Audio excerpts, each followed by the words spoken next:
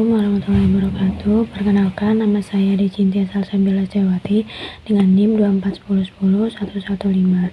Jadi pada video kali ini saya akan menjawab soal UAS perekonomian Indonesia. Soal yang pertama yaitu dampak positif dan negatif perdagangan internasional. Perdagangan internasional sendiri itu adalah kegiatan jual beli barang atau jasa antar negara. Dampak positifnya yaitu meningkatkan pertumbuhan ekonomi, menambah devisa negara, memperluas pasar produk baru dalam negeri, dan membuka lapangan kerja. Contohnya Indonesia itu sendiri mengekspor seperti kelapa sawit ke negara India dan Tiongkok sehingga menghasilkan devisa dan meningkatkan pendapatan petani.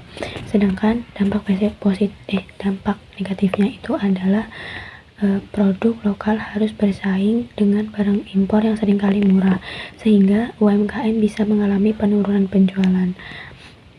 Contohnya, banyak pakaian impor murah yang membuat usaha konveksi lokal kehilangan sebagian konsumen. Kedua, yaitu kekeliruan dalam analisis balance of payment atau neraca pembayaran. Kekeliruan ini sering terjadi karena menganggap bahwa defisit neraca pembayaran itu berarti ekonomi suatu negara itu buruk, padahal belum tentu, karena defisit bisa terjadi akibat meningkatnya investasi atau aktivitas ekonomi lainnya. Selain itu juga banyak orang yang melihat ekspor dan impor, padahal neraca pembayaran juga mencakup investasi, jasa, dan transaksi keuangan. Nah, yang nomor 3, ada permasalahan dalam pembangunan ekonomi daerah.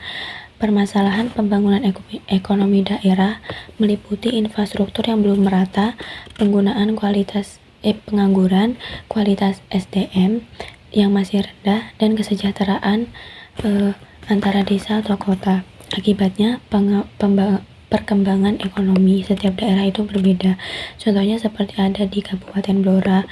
Ini kan memiliki potensi sektor pertanian dan minyak bumi, tapi ada beberapa wilayah masih memiliki akses jalan yang kurang baik, sehingga distribusi hasil panen dan minyak bumi tersebut menjadi lambat dan terhambat karena banyak jalan yang rusak itu, dan juga biaya transportasinya. Selanjutnya yaitu nomor 4, ada peran pemerintah dalam pembangunan ekonomi daerah.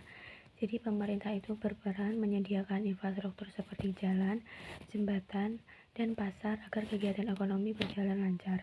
Selain itu juga pemerintah meningkatkan kualitas pendidikan, kesehatan, dan memberikan bantuan dan pelatihan kepada UMKM, serta menarik investasi agar terciptanya lapangan kerja dan kesejahteraan masyarakat. Yang selanjutnya nomor 5 itu ada alasan suatu negara melakukan hutang luar negeri. Jadi negara melakukan hutang luar negeri itu untuk memperoleh dana tambahan dalam membiayai pembangunan atau menutupi kekurangan anggaran. Dan yang digunakan itu untuk membangun seperti jembatan, bendungan, jalan, rumah sakit, dan lain-lain. Contohnya seperti Indonesia menggunakan pinjaman luar negeri itu untuk membangun infrastruktur dan pada saat pandemi COVID-19 untuk membiayai sektor kesehatan serta program pemulihan ekonomi. Itu upaya pemerintah agar bisa menekan hutang luar negeri.